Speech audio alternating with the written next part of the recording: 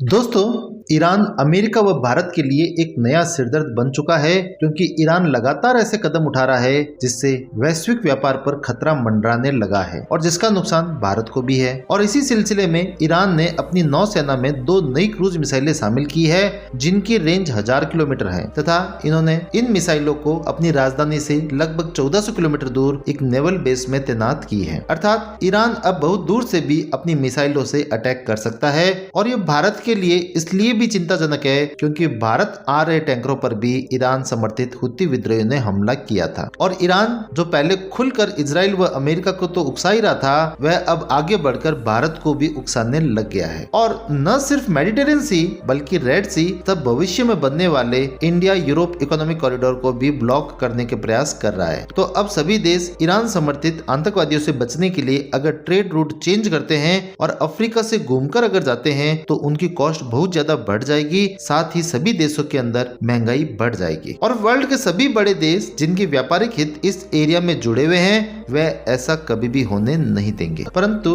अब सभी के मन में प्रश्न जरूर उठेगा कि ईरान जो भारत का अच्छा मित्र है और भारत वहां पर चाबहार बंदरगाह बना चुका है, भारत से अच्छा खासा व्यापार भी होता है और जब अमेरिका ने उस पर प्रतिबंध लगा दिया था तब भी भारत ने उसका हमेशा साथ दिया था और उससे लगातार तेल लेता रहा जिससे उसकी इकोनॉमी बच पाई। परंतु अब वही ईरान लगातार ऐसी हरकतें कर रहा है जिससे भारत का चिंतित होना लाजमी है। और उसी भारत को जिससे वह खुद खाने पीने का सामान खरीदता है और भारत अगर उसे खाद्यान्न नहीं भेजे तो ईरान की हालत खराब हो जाएगी और वहां पर भुखमरी फैल जाएगी। और ईरान में वैसे भी 40% के आसपास महंगाई है, यह और भी ज्यादा बढ़ जाएगी जिससे जनता की वहां पर हालत खराब हो जाएगी और इसके कारण वहां जनता में खूब असंतोष भी है। परंतु ईरान अपनी जनता के असंतोष को दूर नहीं कर रहा बल्कि अपनी जनता का ध्यान हटाने के लिए अब ईरान हुती विद्रोही की मदद कर रहा है जिससे वह पूरी दुनिया के द्वारा यूज करने वाले ट्रेड रूट को ब्लॉक कर दे। और इन हुती विद्रोहियों को ईरान द्वारा ही फंड किया जाता है तथा हथियार भी इन्हीं के द्वारा दिए जाते हैं, जबकि